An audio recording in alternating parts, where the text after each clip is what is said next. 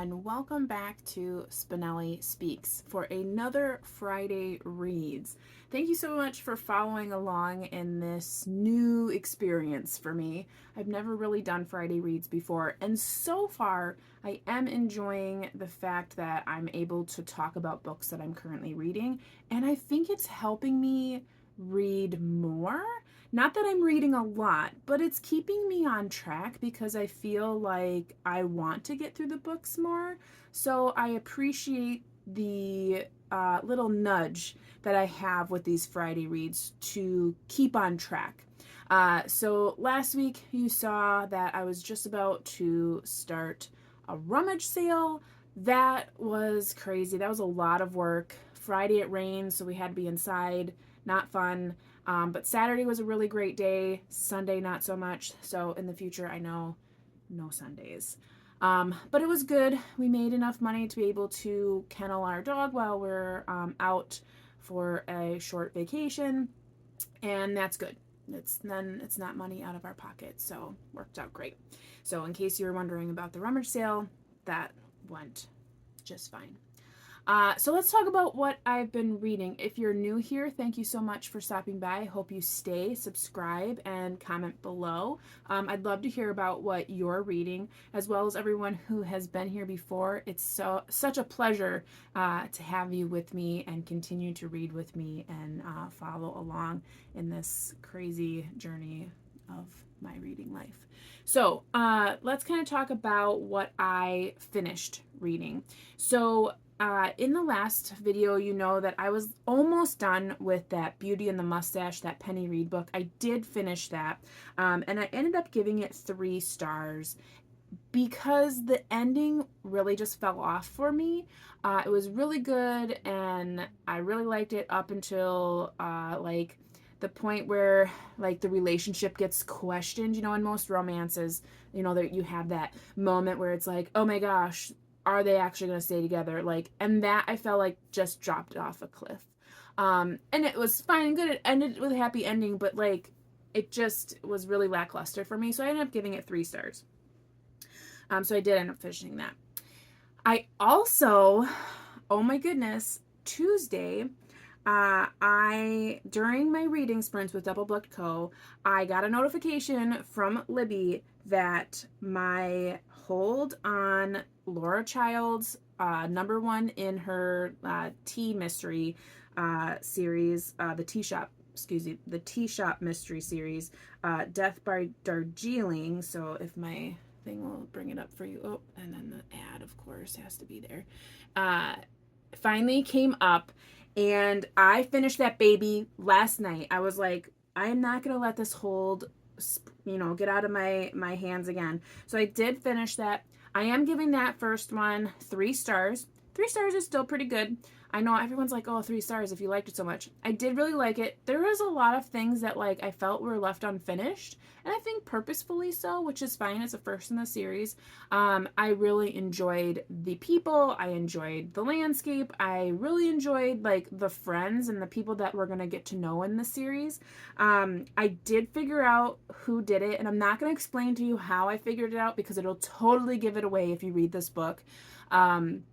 But for the first 50% of the book, I had no idea. And then all of a sudden, like, it just hit me like a ton of bricks. And everything that happened from that point on, it was like very obvious. That's all I'm going to say about that. But I really did enjoy it. I liked that I figured out who did it. I like that I'm figuring out like the formula that these cozy mystery writers are using to reveal the killer, because it's becoming very obvious to me. And not that that takes away from the book, but it's fun for me to figure it out, and I did figure it out in this case. So I did finish that one, and I am going to continue on the series, and the next book is called Gunpowder Green. I did put myself on hold for that. It says it's going to be several weeks, which is fine. I'm in no rush. So I did put myself on hold on the Libby app. I use Libby for that book. That's the only place I found those books for free. And I read those via e-reader. So that'll be sometime down in the future, so you'll hear about that later on. Then some other books that I'm currently reading. So those are the books that I finished. I am currently reading, you may have saw this in my first Friday reads, but this book called Blue Asylum by Kathy, it looks like Hepinstall. This is a Civil War historical fiction, and it takes place at an asylum, and we follow a couple of different characters. I'm, a little ways in, I think like page 50 or 63 right now. The chapters are very short, which I like, and we pop through like different perspectives. So it's Iris, who's the main character, sent to an asylum by her husband because she's mad, basically defied him and embarrassed him or something. So she's sent to the asylum. She's trying to escape. We see a soldier who's clearly suffering from PTSD, but at that time there was no name. So he's mad. And then we follow the psychiatrist, who's a complete buffoon, and then his son Wendell, who interacts with the patients, and we see kind of his perspective. He's like 12, so it's very interesting to see a 12-year-old's perspective regarding all of these people. I'm really enjoying this, but like I said in my first Friday reads, this is like a slow read. Like I read it after I've kind of gone through all of these other books. I'm not in any hurry to finish this, but I am enjoying it when I do read it. I do like it a lot.